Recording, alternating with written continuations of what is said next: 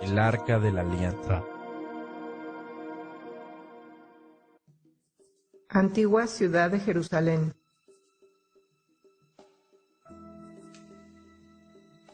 La puerta de los leones.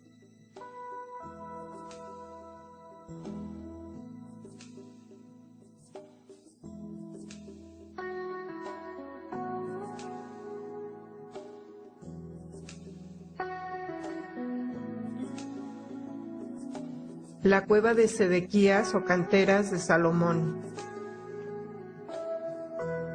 Torre de David, período del Segundo Templo. El domo de la roca o mezquita de Omar.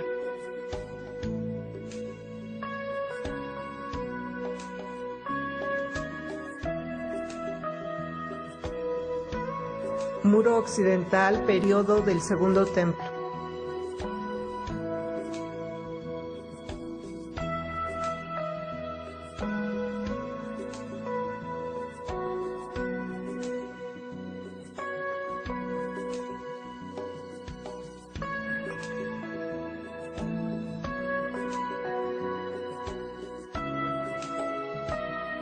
Jardín de Getsemaní.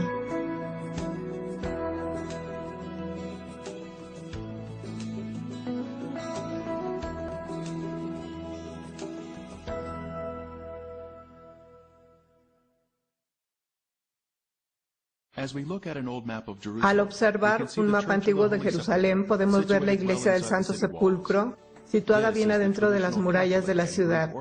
Este es el sitio tradicional católico ortodoxo griego de la crucifixión y entierro de Jesús.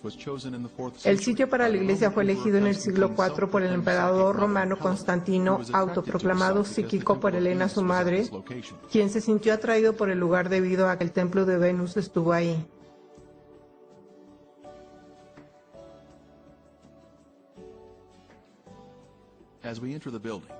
Al entrar en el edificio podemos ver un mural de la crucifixión y entierro de Cristo.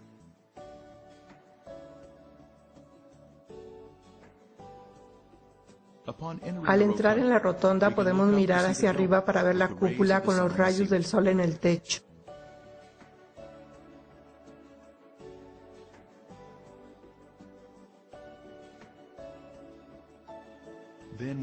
Luego nos desplazamos hacia abajo para ver la tumba.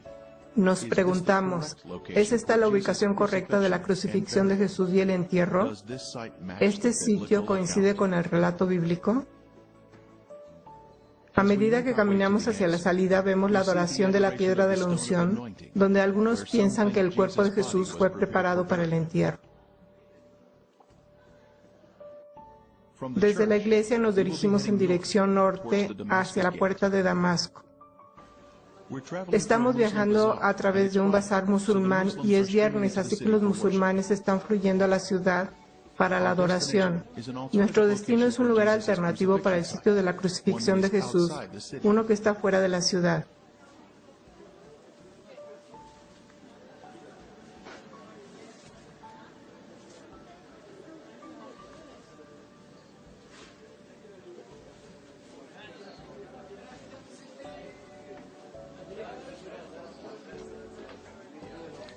Juan capítulo 19-20 dice, porque el lugar donde Jesús fue crucificado estaba cerca de la ciudad.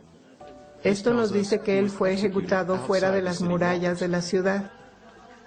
Nos acercamos a la puerta de Damasco en el lado norte de la ciudad. Es la más bella de las 11 puertas de Jerusalén.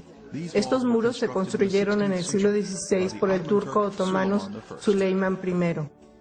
Este mapa indica que las paredes actuales siguen la línea de las antiguas murallas de la época de Jesús.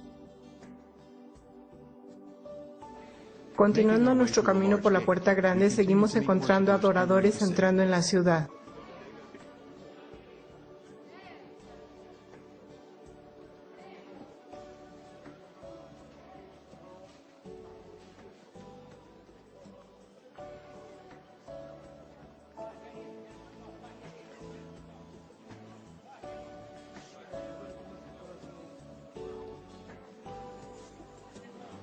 Podemos ver la estructura ornamentada de las paredes y al mirar hacia abajo, aún hoy en día puede verse la base de las paredes hechas a partir del 31 después de Cristo.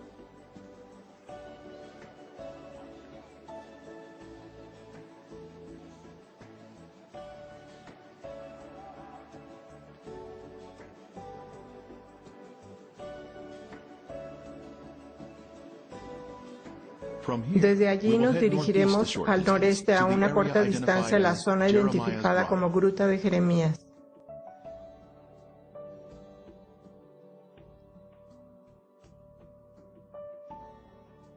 Es ahí donde podemos ver el lugar de la calavera que fue descubierto a finales del siglo XIX.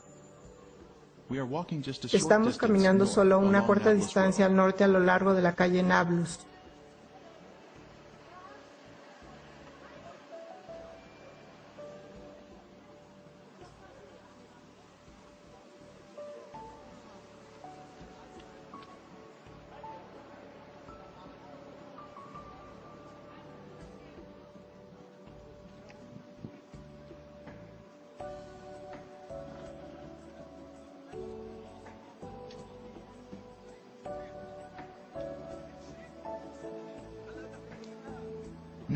A continuación, vamos al este sobre Conrad Schick y nos dirigimos al territorio de la tumba del jardín.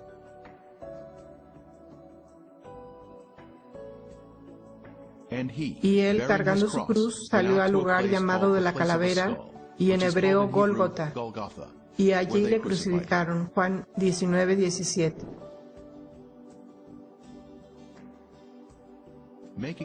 Siguiendo nuestro camino hacia el jardín, llegamos a una plataforma de observación con vista al lugar de la calavera.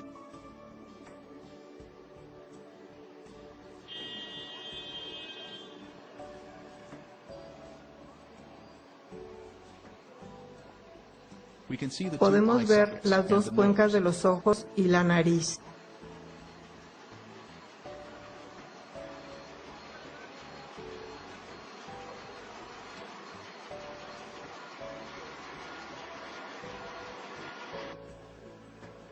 Un perfil lateral del cráneo claramente nos muestra un definido puente de la nariz.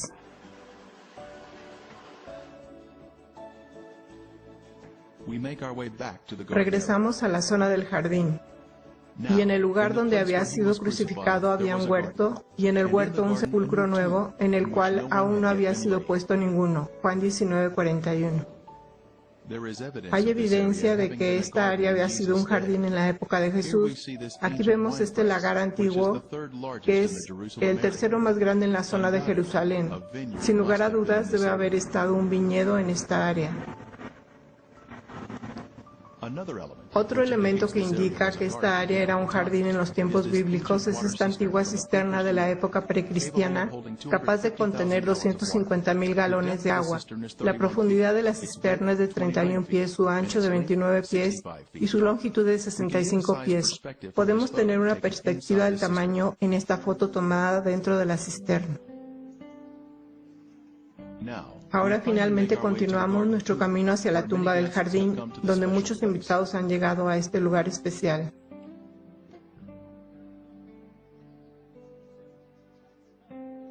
La tumba fue descubierta en 1867, después fue hecha una extensa investigación en 1883 por el general Charles Gordon, que la asoció con el lugar de la calavera y el área de la crucifixión de Jesús. Se nos dice en la Biblia que José de Arimatea era un hombre rico y por lo tanto podemos esperar que la tumba que había construido sería muy extravagante y grande. Hay varias cruces antiguas asociadas con la tumba. La cruz más grande está a la derecha de la tumba y fue cortada de la escarpa. A la izquierda de la entrada de la tumba hay una sencilla cruz de anclaje.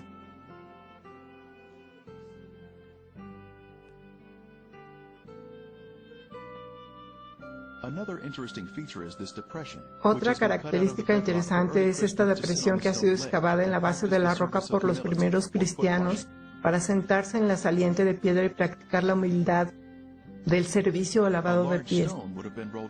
Una piedra grande habría sido rodada en este rastro y habría tapado la entrada de la tumba. y lo puso en un sepulcro que estaba cavado en una peña, e hizo rodar una piedra a la entrada del sepulcro. Entonces ellos fueron y aseguraron el sepulcro sellando la piedra. A la izquierda de la entrada de la tumba está el final de un eje de hierro roto que fue introducido en la escarpa por guardias romanos para evitar que la piedra fuera rodada hacia atrás y abrir la tumba. En la mañana de resurrección, un poderoso ángel celestial fácilmente rompió esta barra de hierro y removió la piedra de nuevo, abriendo la tumba. Pero cuando miraron, vieron removida la piedra, que era muy grande. Marcos 16:4. Midiendo la distancia entre la barra de hierro y el saliente de piedra a la derecha, la distancia es de 13 pies. Este sería el tamaño de la extremadamente grande rueda de piedra. Al entrar en la tumba, la primera cámara a la izquierda es el lugar de los lamentos.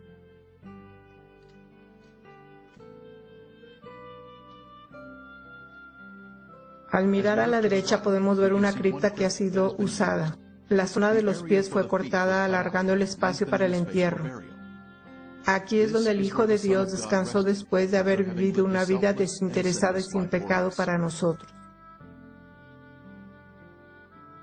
A la derecha hay una cripta sin usar. Entonces miramos de nuevo sobre la cripta usada, donde los ángeles se sentaron en los extremos después de que Cristo había resucitado.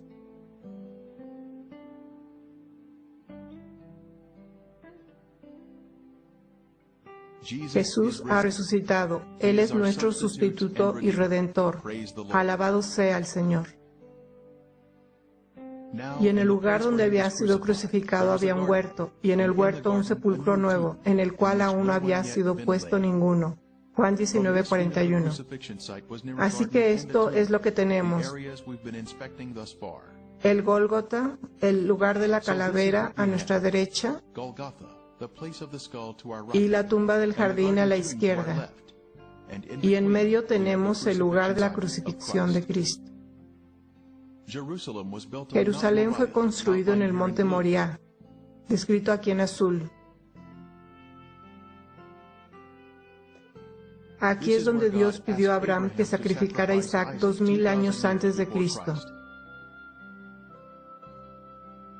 Dios, en cambio, ofreció a su propio Hijo para ser sacrificado en esta misma montaña. El área marcada en verde es la porción norte de la montaña y la zona más alta de Moriah, donde se encuentra el Gólgota. Esta área es de especial interés. La escarpa de piedra caliza que se muestra aquí tiene en la piedra los cortes romanos que se acostumbraban durante las crucifixiones. A la izquierda hay una ranura horizontal que, según la norma del ejército romano, habría sido exhibida. El gran recorte es donde habría sido colocado el letrero «Jesús de Nazaret, Rey de los Judíos». Tiene la parte superior en arco y una plataforma plana. Nuestro equipo de Art Discovery International halló recortes similares en Israel, en Cesarea de Filipo. Tenían la parte superior curva y una plataforma plana donde los letreros o objetos fueron colocados. Y la tierra tembló y las rocas se partieron. Mateo 27:51. Una fisura grande o grieta en el acantilado se inicia en la parte superior de la escarpa y luego se extiende por la cara de la roca. Hoy en día la fisura se ha rellenado. Conecta con los recortes donde los letreros fueron colocados.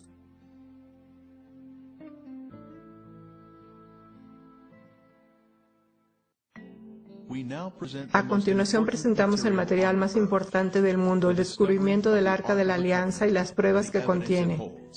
Si bien las fotografías de este hallazgo no se mostrarán hoy, sí tenemos el testimonio fiel de Ron Wyatt, cuya credibilidad se estableció a través de otros descubrimientos que ya hemos visto hasta ahora.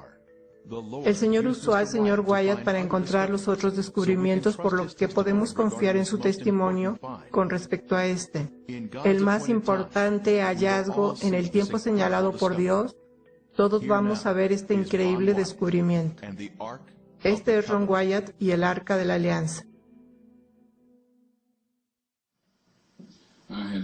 Yo había tenido una experiencia poco común. El Señor me había ayudado a encontrar los restos del Arca de Noé.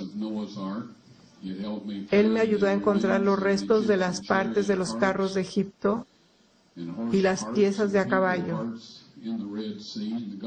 y los utensilios de la gente en el Mar Rojo, en el Golfo de Acaba. Y yo había ido a Oriente Medio con mis hijos y nos habíamos entrenado en buceo con escafandra, e íbamos a conseguir algunas de las partes de los carros. En mi descuido, el sol me quemó hasta el punto que mis piernas y mis pies se hincharon y todo esto. Y no pude usar mi equipo de buceo. Yo estaba en Jerusalén cojeando y sintiéndome muy adolorido, esperando que llegara la fecha de mi económico boleto de avión para que pudiéramos volar a casa. No teníamos el dinero para cambiar el boleto. Y durante este tiempo, yo estaba cojeando un poco alrededor de la ciudad. Un día conocí al arqueólogo que estaba a cargo de la zona de Jerusalén allí. Y no tengo idea de por qué debería estar hablando conmigo. Yo no lucía muy presentable y nos estábamos quedando a dormir vestidos en un albergue juvenil. Y estoy seguro de que no olía muy bien. Tal vez tuve la suerte de que él se encontraba contra el viento o algo así. Nos enfrascamos en una conversación y le conté lo del Arca de Noé y le expliqué cómo se construyeron las pirámides, y eso pareció llamar su atención. Así que dijo: he estado haciendo algo de investigación a lo largo de este acantilado aquí. ¿Te importa venir conmigo y darle una mirada y ver qué te parece? Así que me encontré caminando y estas eran ruinas romanas y restos. Y de pronto mi mano izquierda señaló un mugriento agujero en la roca donde había basura, 2 gatos muertos, digamos, cosas desagradables. Y mi boca dijo: esa es la gruta de Jeremías y el Arca de la Alianza está ahí. Este hombre dijo: eso es maravilloso. Dijo: le dejaremos excavar ahí y le proporcionaremos un lugar para quedarse, su comida, su lavandería. Puedo entender por qué dijo lavandería.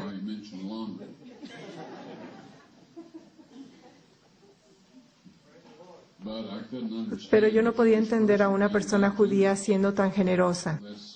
Eso no es su naturaleza. Me quedé de piedra porque yo no había estado pensando en el Arca de la Alianza en lo absoluto. Ya sabe, estaba preguntándome por qué no habíamos sido capaces de obtener algunas ruedas de los carros. Saben, yo oro por todo. Lo hice en ese entonces también. Yo sabía que tenía que estar ahí, pero para lo que yo pensaba que tenía que estar ahí, no era para lo que tenía que estar ahí.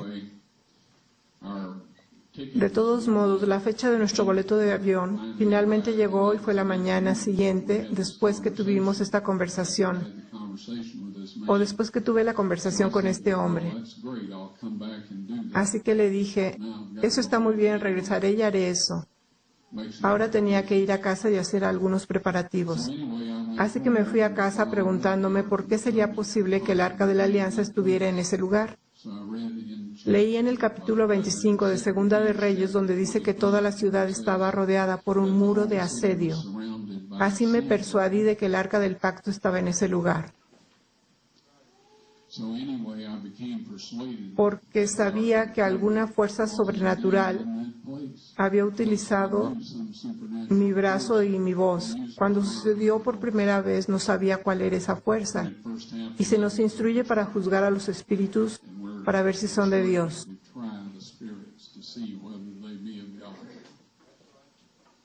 No podemos jactarnos de nosotros mismos y decir cualquier cosa que venga de nuestra boca, porque yo oro que todo lo que hable sea de Dios. Tenemos que comprobarlo con la ley y el testimonio, independientemente de dónde proceda, aún de nosotros mismos.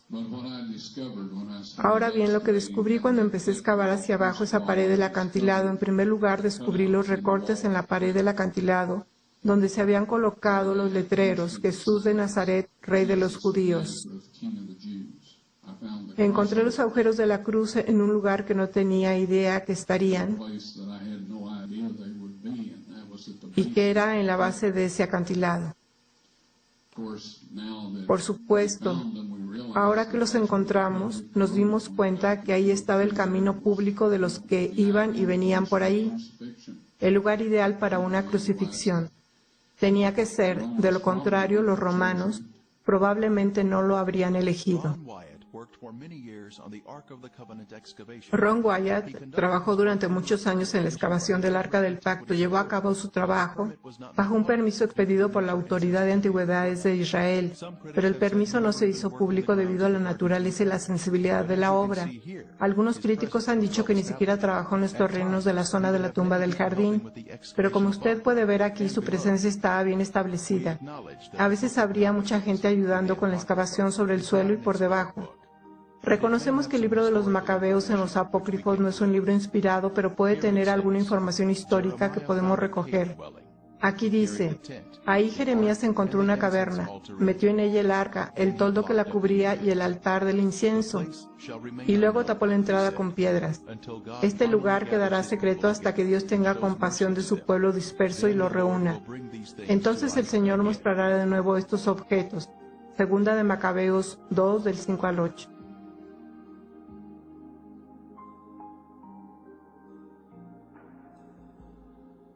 Ahora, cuando Cristo murió y la tierra tembló y las rocas se partieron, se formó una grieta a la derecha y hacia abajo de toda la cara del acantilado, pasando por el lado izquierdo del orificio de la cruz, y la piedra se abrió. Allá abajo, por debajo de 20 pies, Dios había dispuesto que el Arca de la Alianza, con su asiento de la misericordia, imagínese, su trono terrenal, fuera colocado justo abajo, 600 años antes, en el 586 a.C., cuando el ejército de Babilonia destruyó la ciudad. Cuando el centurión metió la lanza en el vaso de Cristo y probablemente en el ventrículo izquierdo para asegurarse de que estaba muerto antes de darle el cuerpo a José de Arimatea, al retirar la lanza, las células separadas de color rojo sangre y el suero de la sangre del Hijo de Dios se derramaron, cayeron a través de esa grieta sobre el asiento de la misericordia. Y eso ratificó el antiguo y el nuevo pacto. Avancé en esta cámara que estaba impecable. El mobiliario fue establecido en perfecto orden.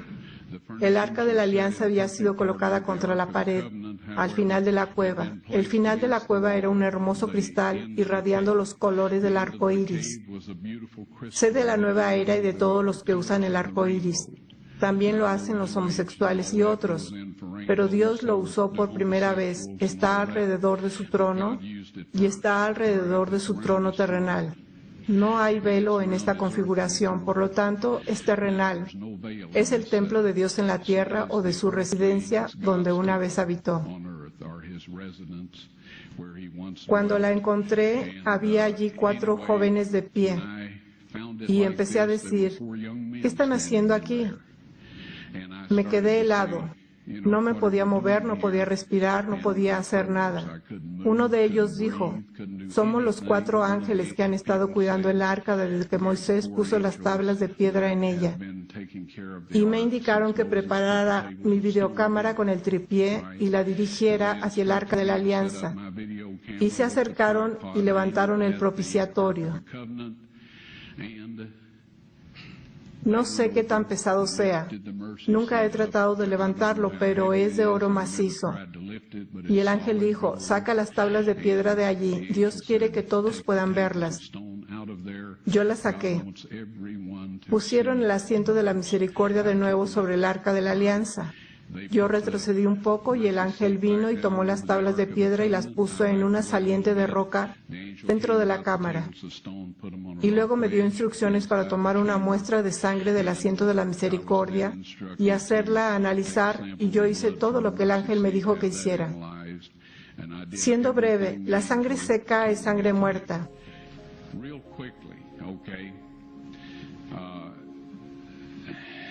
Todo el mundo lo sabe. Se puede probar con la sangre de los faraones, las momias de los faraones.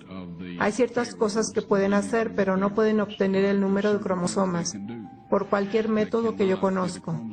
Las cosas van cambiando y yo no pretendo saberlo todo. Sin embargo, sé que no hay manera de que pueda conseguir un conteo de cromosomas de sangre muerta. Usted puede obtener un ADN y algunas otras cosas, pero no un estudio cromosómico. Esto se hace en glóbulos blancos vivos. En primer lugar, para este análisis, llevé la sangre a un laboratorio de Israel. Pregunté a algunas de las personas con quienes trabajo en antigüedades dónde encontrar un laboratorio que hiciera el trabajo fiable y me dijeron tal y tal. La llevé. Solo dije, por favor, examina reconstituirla. Vamos a ponerla en solución salina normal y la mantendremos a la temperatura corporal durante 72 horas con agitación suave. Ese es su negocio y es grandioso. Dije, ahora quiero estar ahí cuando la chequen y dijeron, está bien.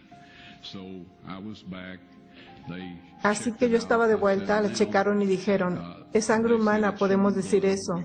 Hicieron cualquier prueba que necesitaran hacer y entonces dije, tomen algunas de las células blancas de la sangre y pónganlas en un medio de cultivo y manténganlas a la temperatura corporal por 48 horas. Y ellos dijeron, eso no servirá de nada porque es sangre muerta. Les dije, ¿podrían hacer eso por mí? Y ellos dijeron, está bien, vamos a hacerlo. Así que dije, quiero estar aquí cuando vayan a examinarla. Así que regresé, ellos la sacaron, la examinaron con un microscopio y el técnico llamó al otro de por allá, después llamaron al jefe de allí y estaban hablando en hebreo a 1000 por minuto. Por un momento me miraron y dijeron, señor Wyatt, esta sangre humana solo tiene 24 cromosomas. Todas las personas tienen 46, o sea, 23 de su madre y 23 de su padre. 22 autosomas de su madre y 22 autosomas de su padre. Usted recibe una X de su madre y puede recibir una X o una Y de su padre. Esta sangre tenía 23 cromosomas del lado de la madre y solo un cromosoma Y. Vea usted, el niño no podría haberse desarrollado si no tiene los autosomas de la madre. Todas sus características físicas se determinaron por parte de la familia de la madre, de sus autosomas. Su masculinidad se determinó por esta única Y que vino de otra fuente, no de un varón humano. Luego dijeron, esta sangre está viva. Y luego dijeron, ¿de quién es esta sangre?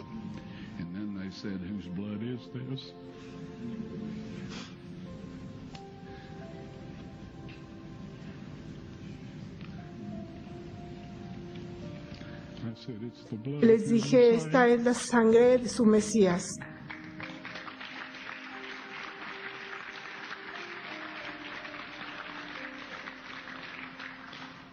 Y les aseguro que la vida de aquellos hombres ha cambiado.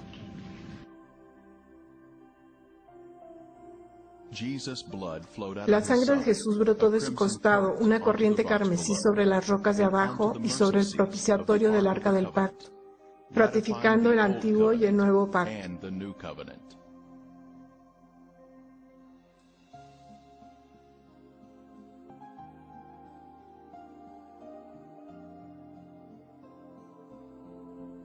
El Nuevo Testamento menciona la sangre oculta en la tierra. Este es Jesucristo que vino mediante agua y sangre, no mediante agua solamente, sino mediante agua y sangre. Y el Espíritu es el que da testimonio, porque el Espíritu es la verdad. Porque tres son los que dan testimonio en el cielo, el Padre, el Verbo y el Espíritu Santo. Y estos tres son uno. Y tres son los que dan testimonio en la tierra, el Espíritu, el agua y la sangre. Y estos tres concuerdan. Si recibimos el testimonio de los hombres, mayor es el testimonio de Dios, porque este es el testimonio con que Dios ha testificado acerca de su Hijo. 1 Juan 5, 6 al 9. En estos versos se muestra su generosidad. Ahora voy a compartir un par de ellos con ustedes. 1 Juan 5, 8 y 9 dice, y 3 son los que dan testimonio en la tierra. No sobre la tierra, sino en la tierra, es decir, dentro de la tierra, el espíritu, el agua y la sangre, y estos 3 concuerdan. Luego en el versículo 9 dice, si recibimos el testimonio de los hombres, mayor es el testimonio de Dios. Y aquí está hablando de la sangre y el agua presentada a nuestros corazones y mentes, a través del poder del Espíritu Santo. Este es el testimonio del Padre y el testimonio de su Hijo. En un juicio en la corte, un testigo da un testimonio y el testimonio se convierte en evidencia o prueba. Así que lo que esto dice en nuestro lenguaje de hoy es que la sangre y el agua sobre el propiciatorio del arca del pacto, el trono terrenal del Dios vivo, es la prueba del Padre a los habitantes de este mundo, que su Hijo indudablemente ha muerto por nosotros y que hemos sido redimidos, y que nosotros podemos venir a Él en el nombre y la sangre de su Hijo, recibir el perdón y la restauración. Y para el día que según consta en el capítulo 22, versículo 14 del libro de Apocalipsis, que dice, bienaventurados los que lavan sus ropas para tener derecho al árbol de la vida y para entrar por las puertas en la ciudad. El pago, queridos amigos, se ha hecho, y en el tiempo señalado por Dios, ustedes serán capaces de ver la prueba por sí mismos. Creo que el Arca de la Alianza va a quedarse donde está toda la eternidad. Es la prueba de Dios, Padre, a los habitantes de esta tierra de que su Hijo murió por nosotros. Hay algunas cosas que van a suceder en el futuro que involucrará a 144,000 para llegar a ver eso. Esto no está de acuerdo con un montón de historias de la gente sobre el milenio y todo. Amigos, voy a tener que decirles esto, nada va a pasar como la mayoría lo piensa. La Biblia dice, no corras tras la multitud para hacer el mal. Dice, ancha es la puerta y espacioso el camino que lleva a la perdición, y muchos son los que entran por ella. Porque estrecha es la puerta y angosto el camino que lleva a la vida, y pocos son los que la hallan. Así que todas estas doctrinas sobre el milenio y todas estas cosas son fábulas. No va a suceder de esa manera.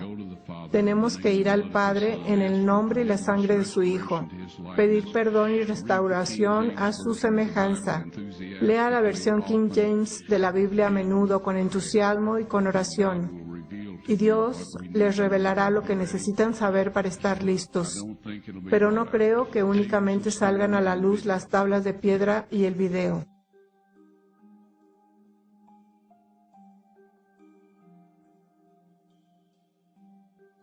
En el Antiguo Testamento se menciona una unción especial sobre el Arca de la Alianza.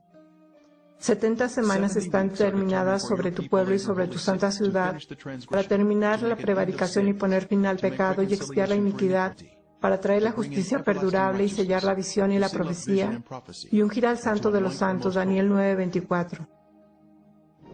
Ungir al Santo de los Santos es la clave aquí. La sustancia de la unción final es la sangre de Jesús. El lugar santísimo es el asiento de la misericordia o la parte superior del Arca de la Alianza. El lugar santísimo del tabernáculo fue llamado así porque el Santísimo moraba en dicho lugar. La sangre de Jesús ungió el lugar santísimo, justo como se predijo en esta profecía. Él nos amó y envió a su Hijo en propiciación por nuestros pecados. Primera de Juan 4:10. La antigua palabra propiciación en inglés significa asiento de la misericordia.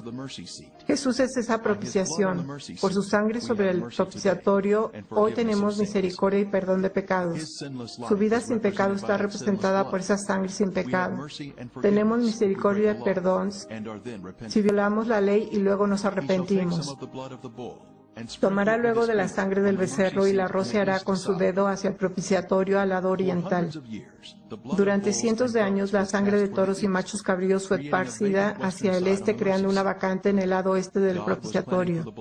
Dios estaba planeando que la sangre de su Hijo fuera derramada en el lado vacante al oeste del asiento de la misericordia. Oh Dios, santo es tu camino. Salmo 77:13. Nuestra salvación iba a venir a través de la sangre de Jesús siendo derramada sobre el propiciatorio del arca. Este era el plan de Dios desde el principio, que la sangre de Cristo ungiera el propiciatorio del arca con los 10 mandamientos debajo, cumpliendo así el nuevo pacto y concediendo misericordia a la humanidad.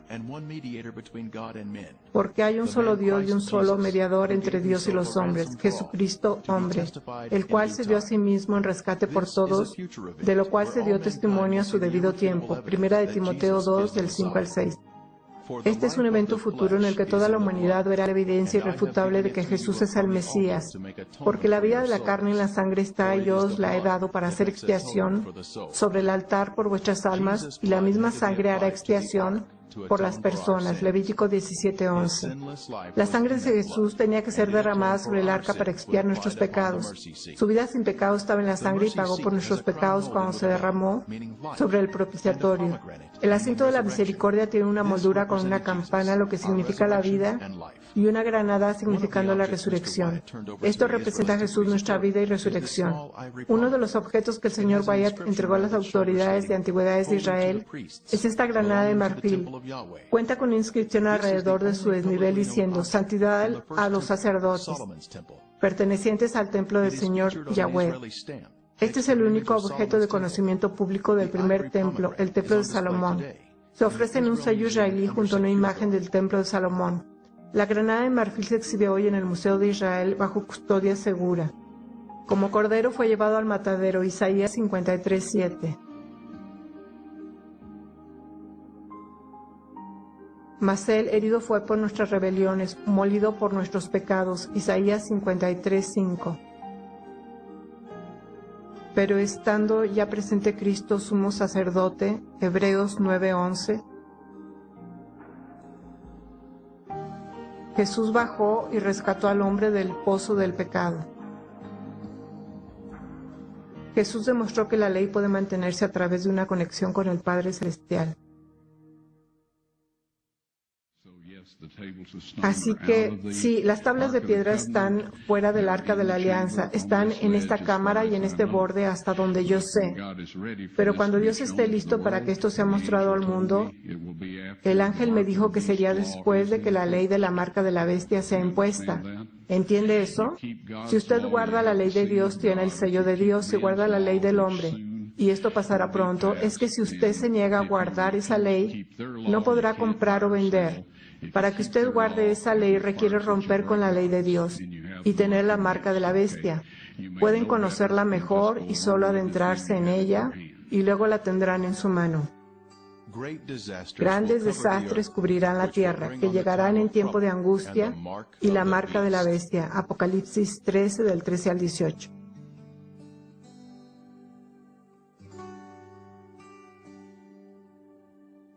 Hay una gran controversia en la actualidad. Las fuerzas de la oscuridad se rebelan contra las fuerzas de la luz en una gran batalla por nuestras almas. En un futuro próximo, esto culminará en el enfrentamiento de la marca. Aquí tenemos dos grupos identificados en dos textos durante esta legislación de la marca de la bestia. Este es el primer grupo, los perdidos.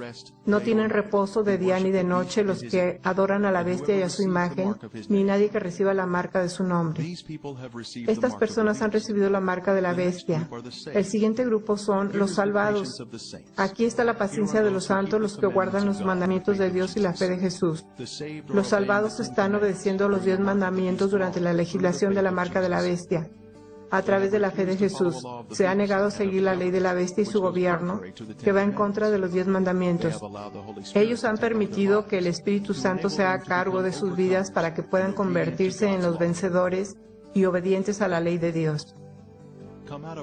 Salid de ella, pueblo mío, para que no seáis partícipes de sus pecados, ni recibáis parte de sus plagas.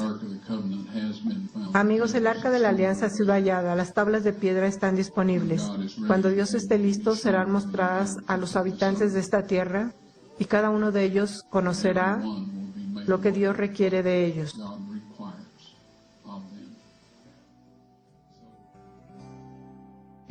En un futuro próximo, cuando la ley de la marca de la bestia se haga cumplir, obligando a los hombres a violar uno de los 10 mandamientos, o de lo contrario perder su derecho a comprar y vender, los resultados de la prueba mostrando el número único de cromosomas se mostrará al mundo junto con el video del arca y los 10 mandamientos. Esto concluirá la difusión del Evangelio al mundo. Toda la humanidad tendrá que confesar sus pecados en el nombre de Jesús y obedecer los 10 mandamientos a través del Espíritu Santo, o recibirán la marca de la bestia y se perderán. Todos en el mundo estarán en problemas con el gobierno o en problemas con Dios. Cristo entonces volverá para llevar su pueblo a casa. No olvidaré mi pacto ni mudaré lo que ha salido de mis labios. Salmos 89:34. Entonces el dragón se llenó de ira contra la mujer y se fue a hacer guerra contra el resto de la descendencia de ella. Los que guardan los mandamientos de Dios tienen el testimonio de Jesucristo. Apocalipsis 12:17.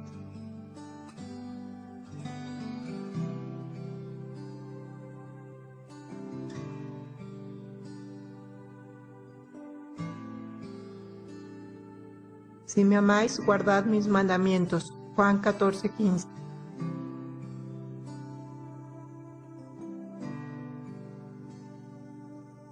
Con Cristo estoy juntamente crucificado y ya no vivo yo, mas Cristo vive en mí. Y lo que vivo ahora en la carne, lo vivo en la fe del Hijo de Dios, el cual me amó y se entregó a sí mismo por mí. Gálatas 2:20.